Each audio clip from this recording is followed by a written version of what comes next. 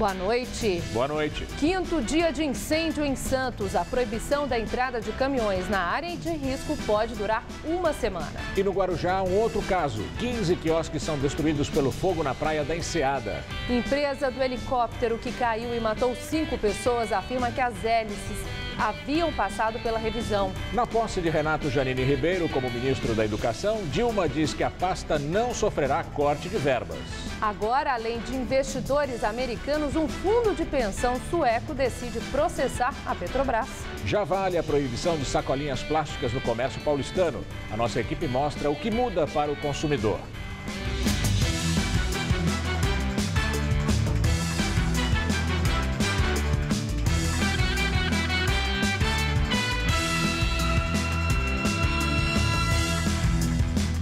O incêndio que atinge parte da área industrial de Santos, no litoral de São Paulo, entra no quinto dia e ainda não há previsão para o controle das chamas e nem para o fim dos bloqueios para caminhões. O vice-governador Márcio França prevê que as interrupções de tráfego de veículos pesados devem durar pelo menos mais 3 dias. Os bloqueios foram montados à meia-noite nos quilômetros 40, tanto da Anchieta como da Imigrantes. Filas de caminhões se formaram e, aos poucos, a Polícia Rodoviária foi fazendo a triagem e encaminhando os veículos para outras filas de espera. Tinha que chegar hoje, mas o guarda falou que só amanhã à tarde. E olha lá ainda. O horário que vai descer, que vai liberar, não tem informação nenhuma. E para aguentar o cansaço e a fome, a saída foi improvisar ali mesmo, na beira da estrada. 10 horas, a fila finalmente começou a andar. O Everaldo estava até fazendo uma comidinha aqui. Agora, será que vai dar para chegar? Esperamos que sim, né? Porque a gente já vem de longe aí, 15 dias fora de casa. Esperamos que a gente consiga alcançar o nosso objetivo aí de descarregar essa carga. Quem estava ali tinha a opção de retornar para São Paulo ou seguir em comboio para a Baixada pela Anchieta. Toda a área ao redor do local do incêndio foi fechada para o tráfego de veículos pesados. A medida foi tomada para garantir fluidez no trânsito e evitar congestionamentos nas regiões próximas aqui à margem direita do Porto de Santos. Segundo a Agência de Transporte do Estado de São Paulo, o bloqueio deve continuar até que o fogo seja completamente controlado pelo Corpo de Bombeiros. Nesta segunda-feira, 2 tanques de combustíveis ainda continuavam em chamas. O fogo começou na última quinta-feira. 100 homens e mais de 20 viaturas dos bombeiros se revezam no trabalho de contenção das chamas e resfriamento de tanques. Até agora, quase 6 bilhões de litros de água do mar foram usados para combater as chamas. De acordo com a CETESB, a fumaça não oferece risco à população e não há ainda, segundo a Prefeitura de Santos, a necessidade de remoção de moradores dos bairros vizinhos ao local do incêndio. Ainda segundo a CETESB, testes indicam que milhares de peixes da região morreram devido à poluição da água, que apresenta baixa oxigenação e temperatura elevada por causa do incêndio. E pelo menos 15 quiosques de praia são destruídos por um incêndio no Guarujá, no litoral paulista. O fogo começou por volta das 2 da tarde na praia da Enseada. Os quiosques são de palha e com o vento queimaram facilmente um depois do outro. Ninguém ficou ferido. Ainda não se sabe o que provocou o incêndio. Um carro caiu no mar na travessia da balsa Santos-Guarujá hoje de manhã. O motorista não se feriu. O carro foi retirado da água por volta das 4 da tarde. O acidente aconteceu quando o motorista estava entrando na balsa. Segundo a Dersa, o dono do carro não esperou a liberação para o embarque, o que provocou o acidente. Com isso, a rampa central do lado de Santos ficou interditada praticamente o dia todo. Acidente na rodovia Anhanguera, que liga a capital paulista ao interior do estado, mata uma pessoa e deixa outras 5 feridas. O acidente aconteceu por volta das 6 da manhã. Um ônibus e um carro colidiram na altura do quilômetro 25 da rodovia no sentido capital. Segundo testemunhas, o veículo teria fechado o coletivo. Um dos feridos foi levado ao hospital em estado grave. Uma pessoa morreu no local e outras 4 ficaram feridas no acidente.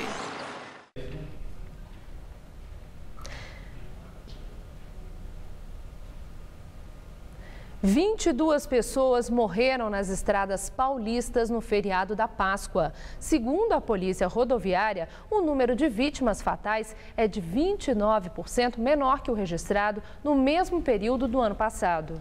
432 pessoas ficaram feridas em acidentes entre quinta-feira e ontem. A polícia atribui essa queda à intensificação da fiscalização nas estradas. Neste feriado foram registradas quase 17 mil multas de trânsito em todo o estado de São Paulo. As pás do helicóptero que caiu na Grande São Paulo, matando 5 pessoas, entre elas o filho do governador Geraldo Alckmin, passaram por revisão, mas não foram trocadas. A informação foi divulgada agora à tarde pelo site de notícias G1 e da Elibras, representante brasileira da Eurocopter. 2 pás foram encontradas próximo ao local do acidente. A principal hipótese até agora é de que as hélices tenham se soltado durante o voo, como mostram essas imagens de uma câmera de segurança. De acordo com a Elibras, as 5 pás foram retiradas da aeronave e passaram por uma inspeção de rotina. Após a vistoria, o conjunto foi entregue à proprietária da aeronave, a Seripatri. A reinstalação do equipamento foi feita por uma oficina do Helipark, de onde partiu o helicóptero, que é credenciada pela Elibras e homologada pela Agência Nacional de Aviação Civil. A aeronave tinha cerca de 4 anos de uso e cerca de 600 horas de voo. O acidente aconteceu na última quinta-feira, quando o helicóptero fazia um voo teste. Na aeronave estavam o filho do governador Geraldo Alckmin, Tomás Alckmin, e outros 3 mecânicos, além do piloto. O helicóptero caiu em cima de uma casa em construção em Carapicuíba, na região metropolitana de São Paulo. E hoje a polícia começou a ouvir os primeiros depoimentos sobre o acidente. Começou a funcionar hoje na zona norte de São Paulo a tenda de atendimento aos pacientes com suspeita de dengue. A região é a mais afetada pela doença aqui na capital. A tenda foi montada no bairro da Brasilândia. Ao todo, serão 3 unidades na Zona Norte. O espaço funcionará de segunda a sexta-feira, das 8 da manhã às 6 da tarde, e tem como objetivo agilizar o atendimento de pacientes com suspeita de dengue. A Brasilândia é o bairro com o maior número de infectados até o momento aqui na capital, com 547 casos. A prefeitura também está utilizando uma máquina que faz exames rápidos de sangue, a fim de agilizar os diagnósticos. Nós estamos acoplando a essas tendas a possibilidade de fazer esse exame rápido. Então, todas as tendas que nós instalarmos contará com esse equipamento que consegue fazer esses tipos de exame em até 15 minutos. E com isso acelero o processo de intervenção e de um melhor cuidado ao paciente supostamente portador de dengue. Choveu hoje aqui na capital paulista, mas foi fraco em pontos isolados. Mas o tempo deve ficar seco nos próximos dias. Segundo a meteorologia, nas próximas 2 semanas a possibilidade de chuva é quase nula. Vamos ver a previsão do tempo com Luciana Magalhães. Nuvens de chuva se espalham por praticamente todo o Brasil nesta terça-feira. Mas uma massa de ar seco ainda garante tempo firme e ensolarado em alguns pontos, como nesta área clara do mapa, que vai desde o sul do Rio Grande do Sul, passando pelo sul do Mato Grosso do Sul até o centro-sul de Minas Gerais. Não chove também amanhã no norte de Roraima e também nesta área que vai entre Ceará até o Pernambuco. Nas demais áreas o sol aparece, mas instabilidades provocam pancadas de chuva. Essa chuva deve ser mais intensa no sul da Bahia. E na faixa leste das regiões sul e sudeste, a previsão é de garoa. As máximas amanhã variam entre 26 graus em Porto Alegre e 34 em Maceió. Em São Paulo, uma massa de ar seco mantém o tempo firme em boa parte do estado. Na região centro-norte, as temperaturas ficam mais amenas, com máxima de 28 graus em São Carlos e de 25 em Franca. Na faixa leste, a umidade vinda do mar espalha nuvens que provocam chuva fraca a qualquer hora do dia, inclusive aqui na capital e no litoral também, onde a máxima, aliás, não deve passar amanhã dos 24 graus. Na capital, nuvens carregadas continuam provocando chuva entre hoje e amanhã. Mas na quinta-feira não deve chover mais. E as temperaturas vão cair. A máxima será de 23 graus amanhã, 24 na quarta e 25 na quinta-feira. No dia 8 de abril, depois de amanhã, a cidade de Santo André comemora 462 anos, um a mais que São Paulo. E nesta semana, o Jornal da Gazeta vai mostrar como é esse município que integra a famosa região do ABCD paulista. Veja agora como surgiu Santo André. A frase em latim estampada na bandeira e no brasão de Santo André define a importância desse município. Paulistarum terra mater, terra mãe dos paulistas. É este o lema desta cidade que nasceu antes mesmo da capital paulista. A versão oficial contada nos livros relata que Santo André foi fundada em 1553 pelo imigrante português João Ramalho. No início, a vila recebeu o nome de Santo André da Borda do Campo. Um ano depois, o local passa a pertencer a São Paulo de Piratininga. Agora é importante a gente lembrar que nós não temos, eu não conheço como historiador, nenhum fragmento do período colonial, diferente das cidades mineiras. Por isso que essa história do mito fundador, ela está colocada, é uma referência, por isso é o aniversário da cidade, dia 8 de abril. Agora ela não tem fragmentos que te dá base para dizer foi isso ou aquilo. Só depois de 3 séculos, a história do município volta a ser contada. Para muitos historiadores, a atual cidade de Santo André surgiu mesmo a partir de 1867, com a chegada da linha do trem que ligava Santos, no litoral, a Jundiaí, no interior do estado. Na época, toda a região era chamada de São Bernardo. A denominação Santo André só ressurgiu a partir de 1910, com a criação do distrito, que crescia ao redor da importante linha férrea. A configuração da cidade a qual nós conhecemos tem a ver com este momento, com o momento da industrialização, com o momento da ocupação, com o momento do povoamento aqui da região do ABC. O atual município de Santo André só recebe o nome oficial em 1938. E toda essa história pode ser vista aqui no museu, inaugurado em 1982. Ele funciona no prédio que abrigou a primeira escola do município e recebeu o nome de Doutor Otaviano Armando Gaiarsa, em homenagem a uma das famílias mais tradicionais da cidade. Em 2002 éramos 118, hoje eu acho que passa de 140. Seu Ângelo conta que a família já está na 6ª geração. E foi o pai dele, o próprio doutor Otaviano Armando Gaiarsa, que além da bandeira, criou o brasão do município. Todos os seus ancestrais eram imigrantes italianos, que chegaram em busca de trabalho. Vieram para Santo André porque ele era foguista e tinha um emprego numa tecelagem muito antiga, que é a Covaric. O foguista é aquele profissional que cuida ali cuida da caldeira. Para o historiador, uma cidade que não deve ser denominada apenas de a mãe dos paulistas, mas sim de muitos povos. Não é mais só migrante, não é só imigrante, não é só nordestinos. Os negros, eles ajudaram no crescimento da região metropolitana, ajudaram na construção do estado de São Paulo.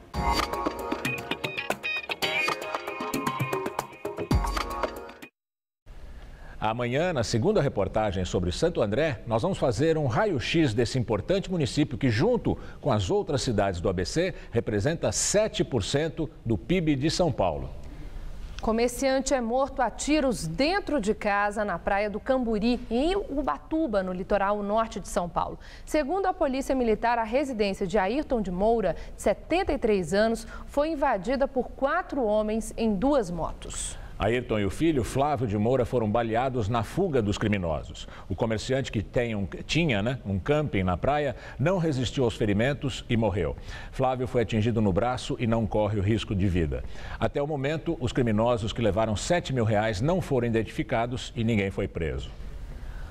Operadora de cabine de recarga do bilhete único é estuprada em estação de metrô no centro de São Paulo. O crime aconteceu na noite da última quinta-feira durante tentativa de assalto ao posto de trabalho localizado na estação República do metrô. De acordo com a polícia, a moça trabalha na cabine de recarga do bilhete único, que fica aqui logo abaixo da escada rolante desta entrada do metrô República, na Rua do Arouche. Ela estava no turno noturno na quinta-feira e quando foi deixar o local por volta das 11h30 da noite, foi abordada por um criminoso. Ele chegou a amarrar a moça e levá-la para dentro da cabine novamente e estuprá-la. Logo em seguida, um segundo indivíduo chegou com um carrinho e pediu para que a moça abrisse o cofre que fica na cabine. Ela disse que não sabia abrir o equipamento. Eles então levaram 2 celulares, um da moça e um da empresa, e fugiram. A moça foi socorrida por funcionários do metrô em seguida e o depoimento foi feito no Delpom, a delegacia que fica na estação da Barra Funda. A polícia vai agora investigar as imagens das câmeras de segurança, tanto as que ficam na cabine como uma do metrô, que fica no corredor logo ao lado do local onde a moça foi abordada. Até agora ninguém foi preso. A empresa que administra a recarga do bilhete único disse que o local da cabine foi escolhido pelo metrô. Até agora ela não se manifestou sobre o caso da garota. A cabine permanece fechada aqui na estação. O metrô de São Paulo informa numa nota que a equipe de segurança da Estação República fez o primeiro atendimento e providenciou o encaminhamento da moça, da funcionária da Prodata, para a delegacia de polícia do Metropolitano na noite da última quinta-feira. O metrô informou também que vem prestando todo o auxílio à polícia, inclusive cedendo imagens dos circuitos de vigilância para ajudar na investigação do caso.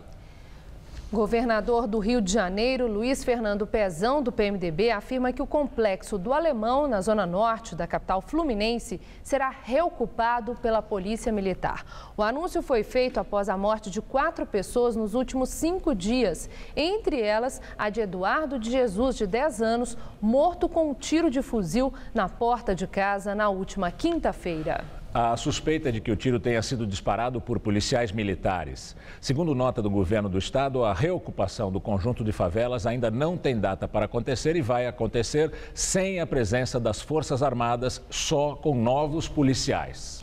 E agora vamos ao comentário de política com Bob Fernandes. Elizabeth Alves, 41 anos, foi morta dentro de casa, bala perdida. Um PM teria atirado na cabeça de Eduardo de Jesus, 10 anos. Em 2 dias, 4 mortos pela polícia no Morro do Alemão. Há anos repisamos um tema aqui, as diversas formas da violência no Brasil. Continuaremos a falar porque não há nada mais importante do que a vida. O Brasil é o campeão mundial de assassinatos em números absolutos. Nos últimos 34 anos, mais de 1.400.000 homicídios. A média anual, que já foi de 50.000 homicídios, segundo novas fontes, beira os 55.000. É o país onde a polícia mais mata e também mais morre. No ano passado, só a polícia de São Paulo matou ou 694, ou 801, ou 926 pessoas. Os números variam de acordo com as fontes.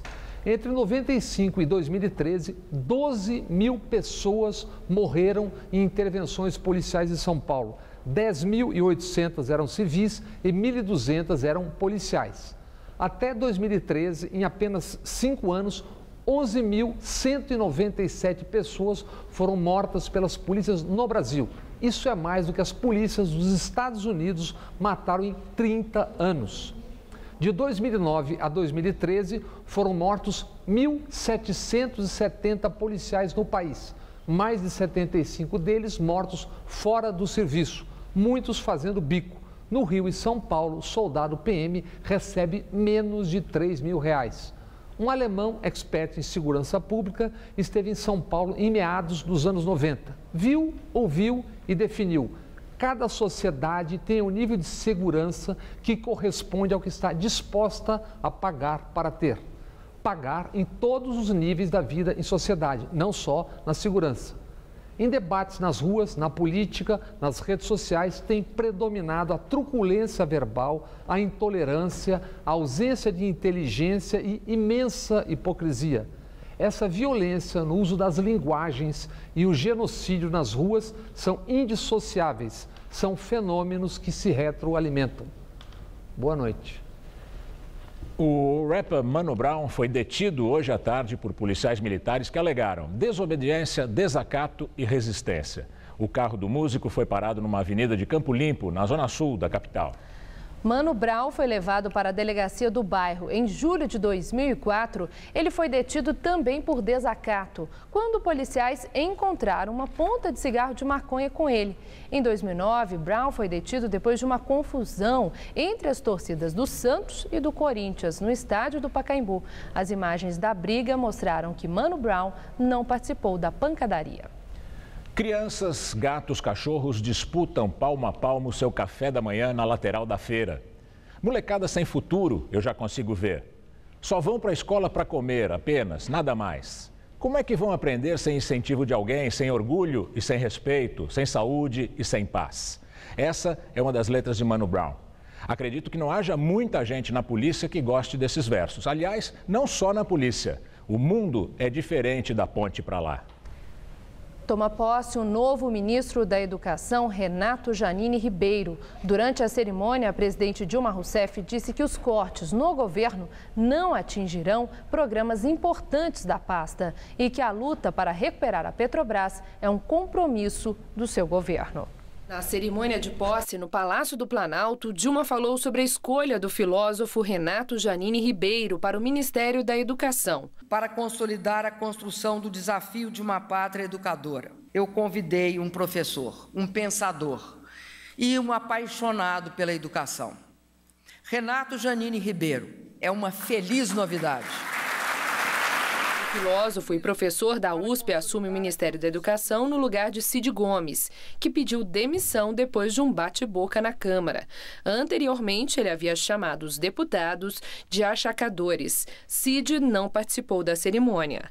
No discurso, Dilma também defendeu a necessidade de promover ajustes fiscais na economia brasileira, mas disse que isso não vai prejudicar os programas educacionais. Eu garanto às brasileiras e aos brasileiros que a necessidade imperiosa de promover ajustes na nossa economia, reduzindo despesas do governo, não afetará os programas essenciais e estruturantes do Ministério da Educação. A presidente lembrou da aprovação pelo Congresso Nacional do projeto que destina 75% dos royalties do pré-sal para investimentos em educação. Ela destacou a importância da recuperação da Petrobras, estatal envolvida em denúncias de corrupção investigadas na Operação Lava Jato. Tenho certeza que a luta para a recuperação da Petrobras, que está em curso, eu falo tanto a luta quanto a recuperação, é minha, é do meu governo e eu tenho certeza interessa a todo o povo brasileiro. O que está em jogo nessa luta, em defesa da Petrobras e do controle do pré-sal, é a nossa soberania, é o futuro do nosso país e da educação. Direto de Brasília, Josias de Souza fala sobre a posse de Renato Janine. Ao dar posse ao novo ministro da Educação, o acadêmico Renato Janine Ribeiro, a presidente Dilma Rousseff fez duas declarações às quais você deve dar crédito apenas até certo ponto, o ponto de interrogação. Numa dessas declarações, a presidente assegurou que os cortes orçamentários que estão sendo feitos agora em função do ajuste fiscal não afetarão os programas essenciais e estruturantes do Ministério da Educação. Ora, a presidente não sabe nem quanto vai ser cortado. Os ministros da área econômica estão justamente debruçados sobre essas contas e algumas cifras podem sofrer alterações em função de decisões que o Congresso ainda terá que tomar. Certas áreas da educação já se queixam dos cortes. Só nas universidades, por exemplo, a tesourada foi de 30%. Algumas das universidades têm dificuldades para manter serviços essenciais, como segurança e limpeza. Portanto, convém esperar um pouco mais para ver se as intenções da presidente não tropeçarão nos fatos. Noutra declaração duvidosa, Dilma Rousseff afirmou que o petróleo extraído do pré-sal vai assegurar nos próximos anos uma renda contínua, permanente para o Ministério da Educação. Vem aí, nas palavras da presidente, uma revolução educacional. Ora. A Petrobras está mergulhada em crise, como sabemos todos nós. Essa roubalheira que se instalou na estatal fez com que ela cortasse fortemente os seus investimentos. E o modelo de exploração do pré-sal adotado pelo governo concentra na Petrobras os investimentos, prevê que a estatal faça fortes investimentos. Investimentos que ela não está conseguindo fazer na proporção planejada. Portanto, este programa de exploração do pré-sal vai sofrer atraso.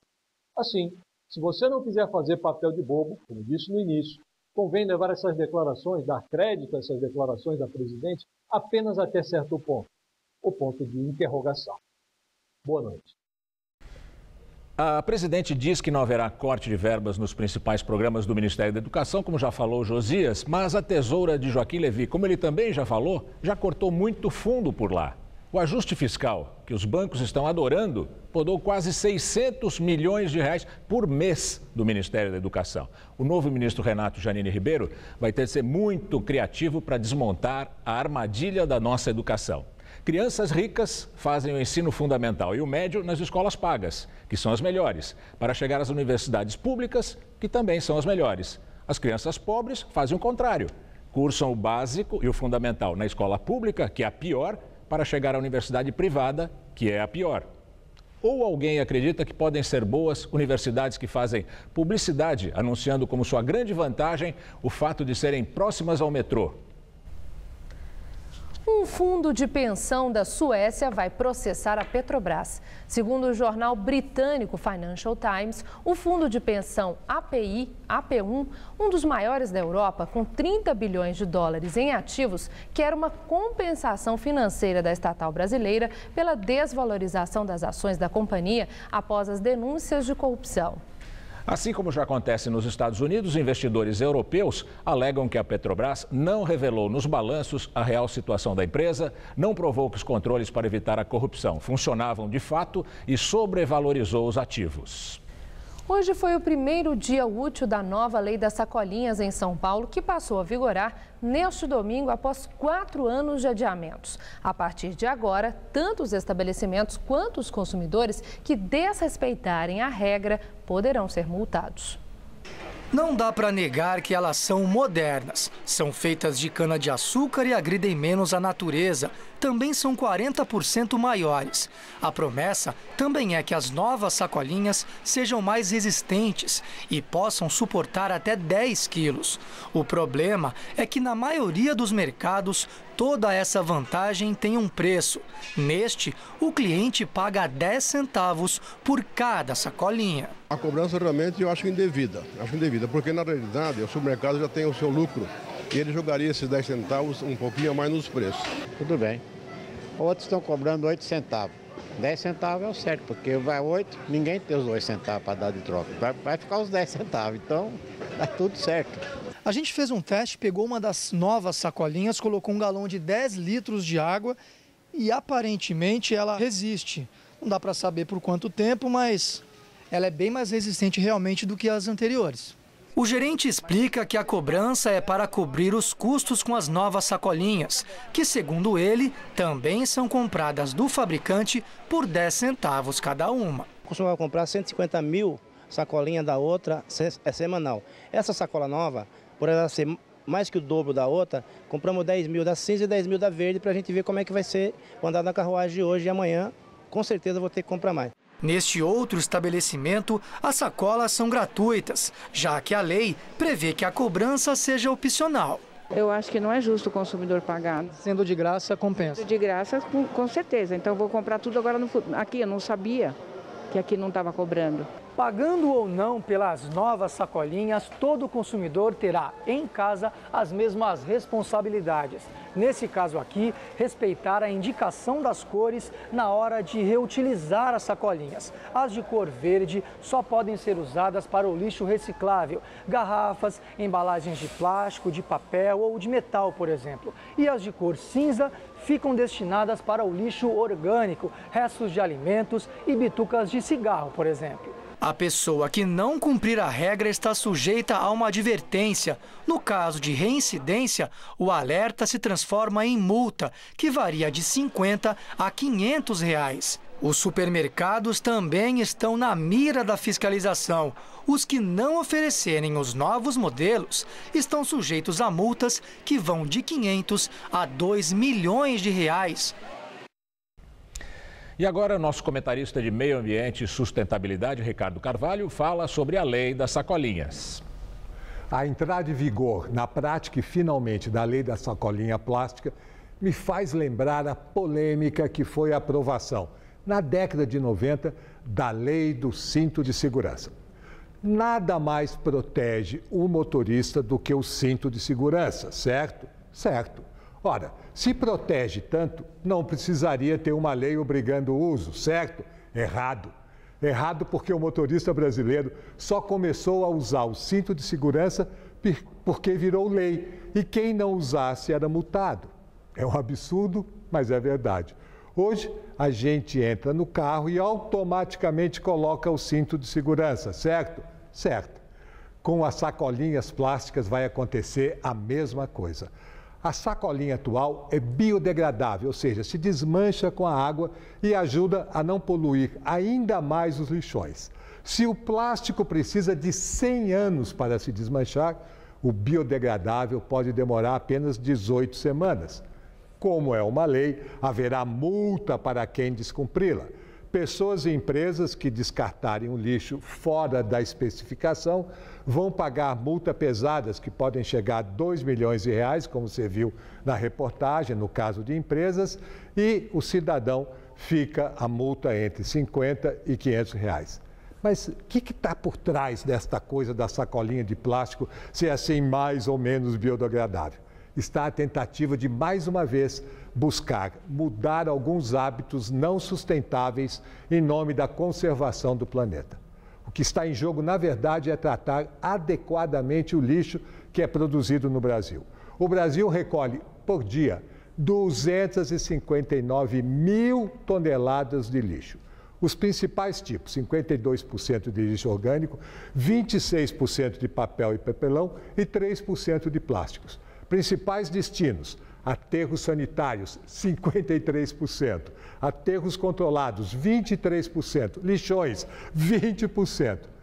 Como tudo caminha no processo, passo a passo, o que se espera dessas sacolinhas é que leve a todos nós a pensar sobre o nosso futuro, no caso do lixo, no presente também. Quem sabe, algum dia, daqui a alguns anos, vamos lembrar da lei da sacolinha como lembrei da lei do cinto de segurança.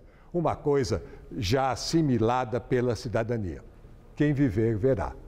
Para mais informações, mande um e-mail para tvgazeta.com.br que eu vou ter o prazer de responder. Boa noite.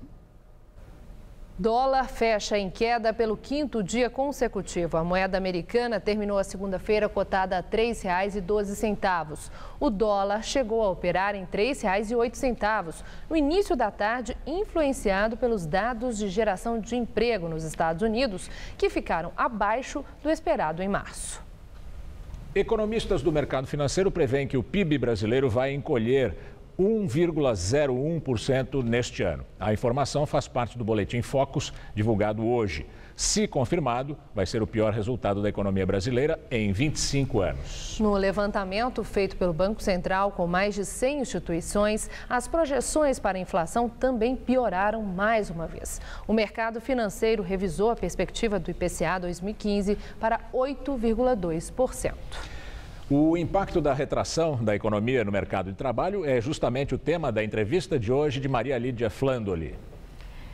E recebemos o economista Márcio Postman, professor da Unicamp, presidente da Fundação Perseu Abramo. Márcio Postman foi presidente do IPEA e ele vai analisar essa retração da economia, a pressão inflacionária e o aumento do desemprego. Muito obrigada, professor. Mas, professor, eu queria começar primeiro, eu quero saber, qual o seu olhar para os fatos. O governo Dilma enfrenta um momento muito complicado, muito difícil, fora esses aspectos da economia que foram mencionados, a hostilidade política no Congresso Nacional, até com parlamentares do PT. Como é que o senhor avalia esse momento do governo Dilma?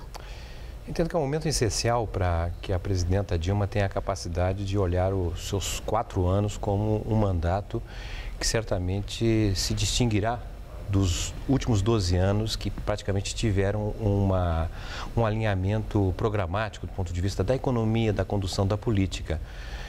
A presidenta Dilma entende que é necessário fazer um realinhamento da economia e nós vamos passar por momentos de dificuldades, porque se acredita que é necessário realinhar preços que estavam anteriormente represados, especialmente preços públicos, não é? Nós estamos tendo uma mudança na taxa de câmbio, a nossa moeda vem se desvalorizando em relação ao dólar, por exemplo, que torna mais atrativo as exportações nacionais. Nós estamos tendo uma mudança na relação do Estado com o mercado, porque infelizmente observamos uma série série de sinais de esgotamento daquela forma tradicional que anteriormente se relacionava o setor privado com o Estado, várias denúncias de corrupção. Isso é necessário ser enfrentado.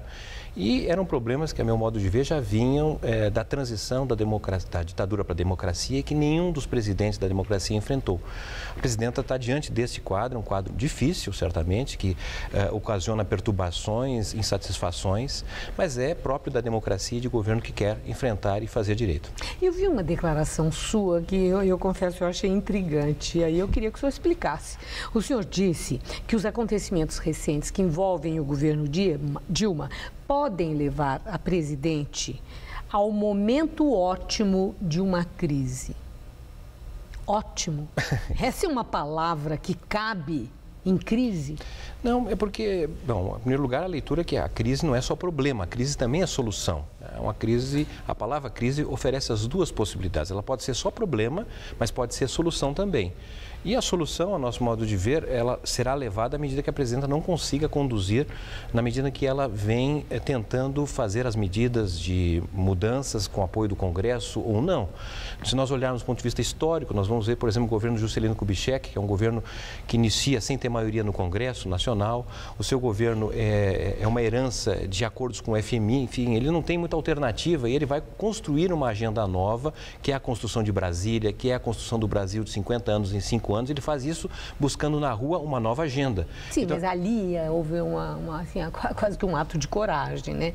Dilma tem condição política para atos arrojados?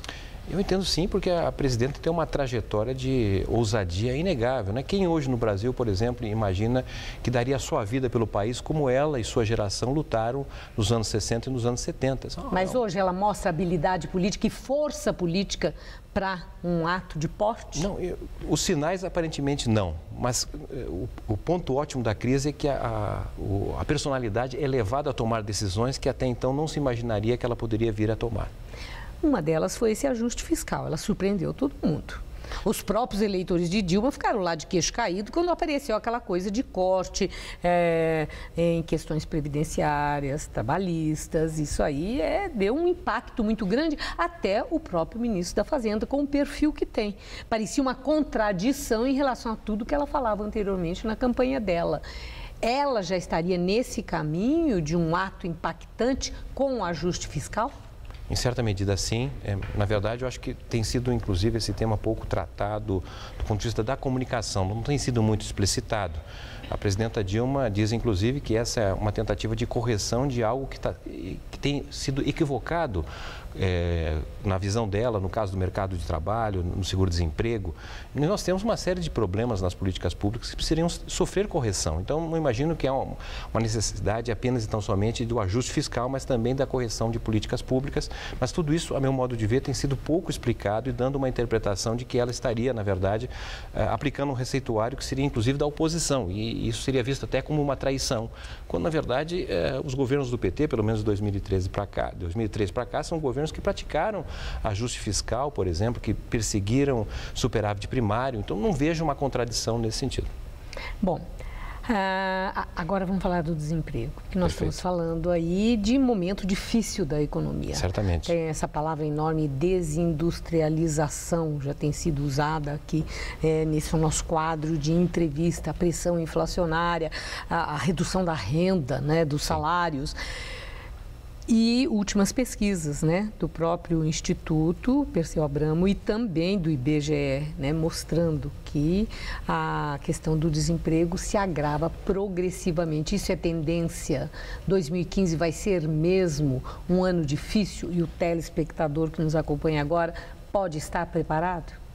Deve estar? Nós deveremos ter, sim, uma alteração no comportamento do mercado de trabalho. Aliás, já vem registrando isso em função do quadro econômico, uma vez que nós vamos termos uma economia que está regredindo a sua evolução, nós estamos encaminhando para uma recessão e na recessão não tem como gerar emprego suficientemente para todos. Não estamos em recessão ainda? nós estamos caminhando para uma recessão. Caminhando. Exatamente. Vivemos uma economia estagnada, como foi de 2014. Em 2015 teremos uma baixa, mas a tentativa é que essa baixa nos permita caminharmos melhor em 2016. Então, o ano de 2015 é um ano de realinhamento, que teremos, infelizmente, um aumento do desemprego, queda de salário, até porque a inflação está crescendo em função do realinhamento de preços, né? Então, o presidente tomou uma série de decisões, são decisões amargas, mas na expectativa de que, ao fazer esse esforço de todos, nós podemos ter os próximos 3 anos muito melhores, que foram os 4 anos do primeiro mandato da presidenta Dilma. Todos, essa palavra foi boa. Porque Sim. Lá no Congresso Nacional, nós estamos vendo que nem todos estão aí a fim de apoiar e aprovar o ajuste fiscal que possa oferecer as condições para esse realinhamento que o senhor acaba de falar, dentro do próprio PT. Aliados da presidente não estão satisfeitos e de olho em eleições próximas, né? E aí, como é que nós vamos ficar se o remédio é amargo e o eleitor vira a cara? Bom, isso é natural da democracia. O Executivo lança a medida provisória, o projeto, e cabe ao Legislativo estabelecer melhor as normas, ouvindo a sociedade. Então, isso faz parte do debate público e das pressões que são naturais de uma sociedade tão desigual como é a nossa. E sem o ajuste fiscal, esse realinhamento é sonho impossível? Não, mas aí entraríamos numa discussão se o que nós estamos fazendo é o mais correto do ponto de vista do ajuste fiscal. Eu acredito que nós temos vários outros problemas e não centralizamos apenas no problema fiscal. Então, precisamos olhar outras questões que não estão até agora apresentadas. O senhor olha com otimismo para o futuro, para encerrar? Bom, certamente o Brasil é um dos países que mais recebe investimentos externos, continuará recebendo investimentos externos, é uma das poucas economias do mundo que tem um mercado de consumo com grande potencial de expansão. Se a gente olhar, os Estados Unidos vem crescendo muito pouco, a Europa não oferece alternativa, países como a Índia e Rússia são países muito problemáticos, de tal forma que o Brasil continua sendo um país com condições de continuar crescendo para os próximos anos. Muito obrigada, professor. Boa noite. Boa noite a todos. Gamberini. Você vai ver a seguir que Muricy Ramalho não é mais o técnico do São Paulo. E proibição na Turquia.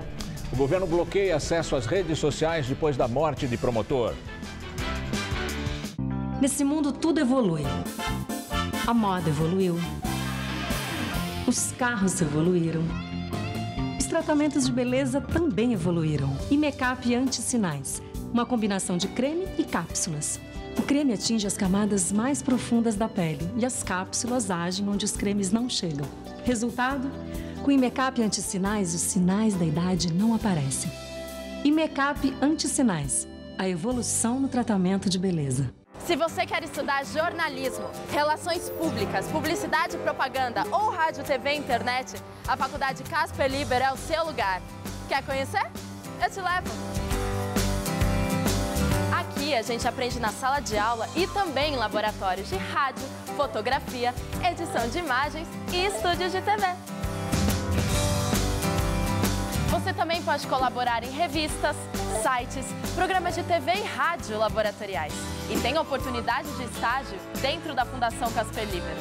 São mais de 60 anos de tradição numa localização incrível. Faculdade Casper Libero, formando os melhores profissionais da comunicação. Quer saber mais? Acesse nosso site.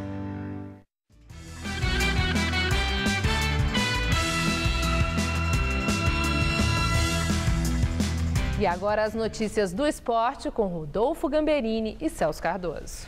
Palmeiras vence, o Corinthians e Santos empatam e o São Paulo perde mais uma. E a derrota, não é, Celso? Custou o emprego do Muricy Ramalho. Aconteceu o que prevíamos, dissemos isso. A bola de aqui. cristal já tinha dito isso. Pois é, a saída de Muricy do comando técnico do São Paulo. A gente tem mais detalhes daqui a pouquinho, a gente vai falar sobre a queda do treinador. Mas antes, vamos mostrar os gols dos grandes clubes paulistas. Começamos com o clássico da rodada. O Corinthians pressionou o Santos durante todo o primeiro tempo, mas o primeiro gol só saiu aos 44, quando o zagueiro Felipe apareceu dentro da área e cabeceou para fazer 1-0 Corinthians.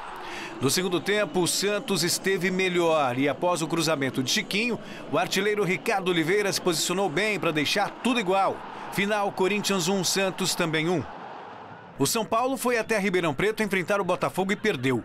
Vitor aos 5 minutos da etapa final e Jimenez fizeram os gols. Botafogo 2, São Paulo 0. No Allianz Parque, o Palmeiras começou arrasador contra o Mojimirim. Aos 11 minutos, Cristaldo deu de calcanhar para Robinho, que tocou para Dudu.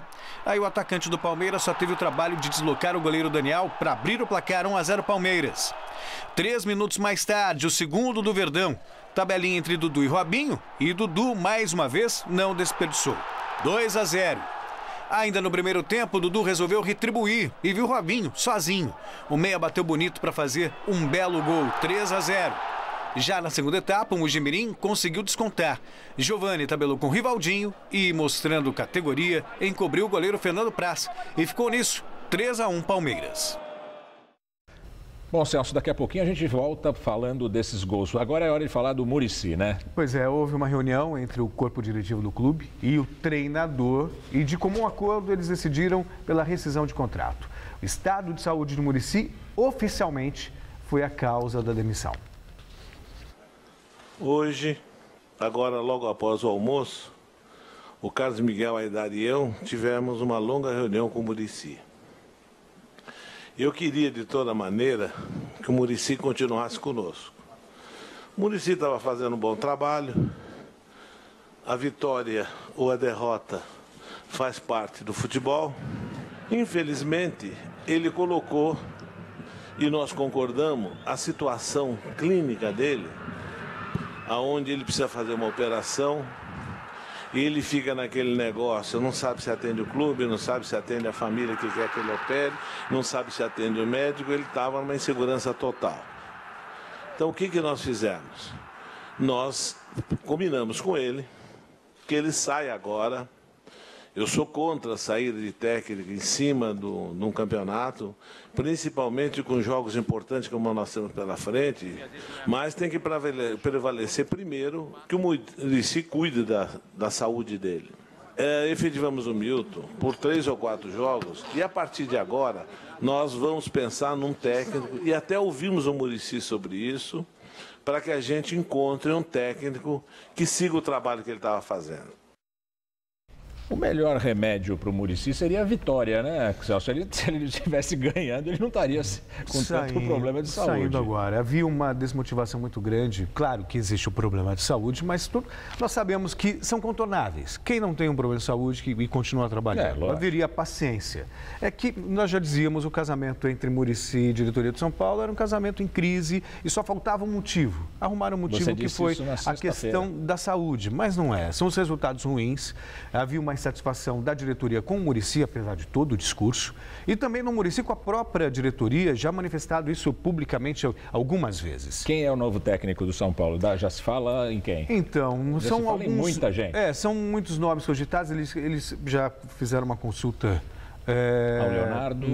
Não, Leonardo não. Ao português, o André Vilas Boas, que está no Zenit, mas não aceitou. É bom esse técnico? É bom técnico, mas não vai trocar a Ucrânia, por pior que esteja a Ucrânia, pelo São Paulo, porque não é inviável financeiramente. Tá. E aí surgem alguns nomes. O Mano Menezes, que quando saiu do Corinthians disse que ia ficar um tempo fora, mas é um nome bem cotado. E também o do Abel Braga, que é um nome top, que está desempregado, mas pede muito alto. Vamos ver se o São Paulo está disposto a pagar. Tá bom. Obrigado, Celso. E nos estaduais pelo Brasil todo, o que a gente vai destacar agora? A gente vai destacar no Rio de Janeiro a vitória do Flamengo no Fla-Flu e a derrota do Vasco para o Figueirense. No Campeonato Mineiro, Cruzeiro e Atlético perderam. E no Gauchão, o Grêmio empatou fora de casa, enquanto o Inter ganhou no Beira-Rio. Vamos aos gols. No Rio Grande do Sul, o Internacional venceu o Passo Fundo com 2 gols no segundo tempo. Valdívia e Alex marcaram e garantiram a vitória do Colorado por 2-0. Já o Grêmio só conseguiu empatar com o São José fora de casa. Felipe Bastos abriu o placar na etapa inicial, mas Carrilho, já no segundo tempo, igualou o marcador para o time do interior gaúcho. Final 1-1. Em Minas, um final de semana para lá de esquisito para os grandes. Fora de casa, o Atlético perdeu para o Boa Esporte por 2-0. Gilson e Chapinha fizeram os gols da partida. Mesmo com a derrota, o Galo está na semifinal e vai enfrentar o Cruzeiro. A Raposa também perdeu nesta rodada, provocando então o clássico estadual diante do Atlético. 2-1 para o Tombense em pleno Mineirão. Com os resultados negativos dos grandes, somada à vitória da Caldense, Cruzeiro e Atlético, segundo e terceiro colocado, se encontram na próxima fase. No Rio de Janeiro, Rodrigo Lindoso fez 1-0 para o Madureira diante do Botafogo. Depois do intervalo, o time alvinegro voltou disposto a reverter o placar e foi exatamente o que aconteceu. Thiago Carleto, Renan Fonseca, Fernandes e Bill marcaram 4 gols e garantiram a vitória do Fogão, que se manteve na segunda posição do campeonato com 33 pontos, 2 a menos que o Flamengo. Friburguense e Vasco fizeram um jogo de 9 gols. Gilberto fez 1-0. O time da casa conseguiu um empate aos 20 minutos com Jorge Luiz. A virada veio logo depois com Sérgio Gomes e o terceiro também com ele, 3-1 ainda no primeiro tempo. Antes do intervalo, Gilberto voltou a marcar e descontou. Só que Jorge Luiz entrou em ação novamente para fazer o quarto do Friburguense. Na etapa final, Lucas diminuiu a vantagem, 4-3. Felipe, aos 31, fez o quinto do time da casa. E a 5 minutos do final, Lucas marcou outra vez para o Vasco, mas a reação parou por aí. Final 5-4 Friburguense. E no Clássico Carioca, o Flamengo não tomou conhecimento do Fluminense. 3-0 para o rubro-negro, com gols de Jonas, Alexandro e Matheus Sávio. A vitória manteve o time de Vanderlei Luxemburgo na liderança do estadual com 35 pontos. Já o Flu ficou na 5ª posição com 28. Você, como torcedor do Mojimirim, tem algo a declarar? Prefiro não falar nada, espero que você compreenda a minha dor com essa eliminação, vai levar um tempo. Tá bom. Tá bom. Estela. Até amanhã. Até amanhã. Estela. Turquia bloqueia acesso às redes sociais no país para impedir a divulgação de fotos de promotor morto por grupo armado de extrema esquerda. O promotor Mehmet Kiraz foi feito refém na semana passada, depois de um grupo de extremistas invadir o Palácio da Justiça em Istambul. Ele investigava a morte de um adolescente que ficou 9 meses em coma devido a um ferimento na cabeça durante um protesto. O promotor foi morto na tentativa de resgate. Segundo o governo turco, o bloqueio do Facebook, do Twitter e do YouTube é uma medida administrativa, depois que centenas de sites divulgaram a foto de Mehmet com uma arma na cabeça. E o príncipe Harry, o 4º na linha sucessória do trono inglês, chegou nesta segunda-feira à Austrália para servir nas Forças Armadas do país. O serviço de Harry no país vai durar 4 semanas. Antes de se apresentar ao comando do exército em Perth, no sudoeste do país, o príncipe depositou uma coroa de flores no túmulo do soldado desconhecido e visitou o memorial de guerra da capital australiana, Canberra. Em março, Harry anunciou que encerrará sua carreira no exército do Reino Unido em junho, depois de 10 anos de serviço, com 2 passagens pelo Afeganistão. Milhares de judeus participaram em Jerusalém de uma das celebrações sagradas do feriado de Páscoa. A cerimônia, conhecida como bênção sacerdotal, aconteceu no Muro das Lamentações, o local mais sagrado do judaísmo. A polícia israelense estima que 50 mil peregrinos participaram da cerimônia, mas os organizadores dizem que havia mais de 75 mil pessoas no local. Em seu pronunciamento no Vaticano hoje, Papa Francisco pede que a comunidade internacional não assista muda e inerte à perseguição de cristãos em várias partes do mundo. Francisco lembrou os perseguidos, exilados, assassinados e decapitados apenas pelo fato de seguirem os preceitos do catolicismo. O Papa voltou a manifestar sua preocupação com o tema depois do atentado contra uma universidade no Quênia. A Força Aérea do Quênia bombardeou 2 campos do Al-Shabaab na Somália. O bombardeio aconteceu depois que o presidente do Quênia, Uhuru Kenyatta, anunciou que responderia com maior rigor aos avanços do grupo islâmico que matou 148 cristãos numa universidade na semana passada. Desde que o Quênia decidiu entrar na Somália em 2011 para lutar contra os rebeldes muçulmanos, as bases do Al-Shabaab foram bombardeadas várias vezes.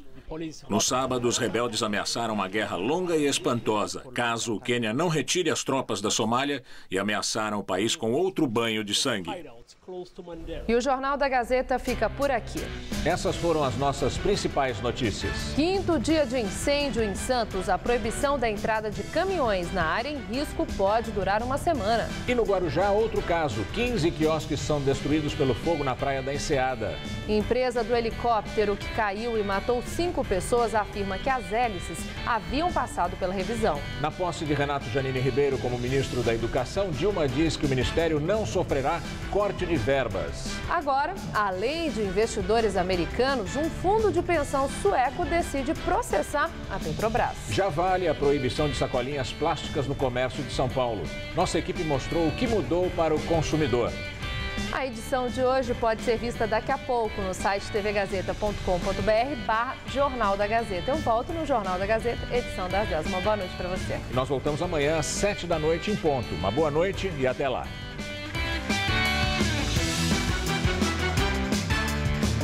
Hoje, 11h30 da noite, cidade ocupada aborda a questão dos camelôs de São Paulo.